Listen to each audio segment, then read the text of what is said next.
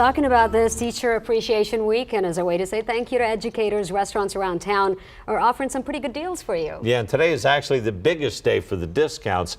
At Arby's, teachers and administrators can get a free sandwich when they show their school ID. Chipotle is offering buy one, get one free burritos, bowls, salads, and tacos for teachers, faculty, and school staff.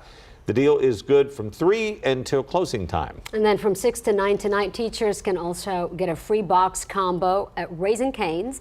And Chick-fil-A is offering free sandwiches between 11 a.m. and 8 p.m. Again, just make sure to have your school ID with you to get all the freebies. We do have a full list of deals on kents5.com. There's a whole bunch of them, too, also for the nurses, for Nurses Appreciation Week. Well, and if you're a teacher and you work next to a school that's next to Chick-fil-A or one of these places, man, you're in. You're lucky. Yeah, some of those deals are really good. Right? Yes.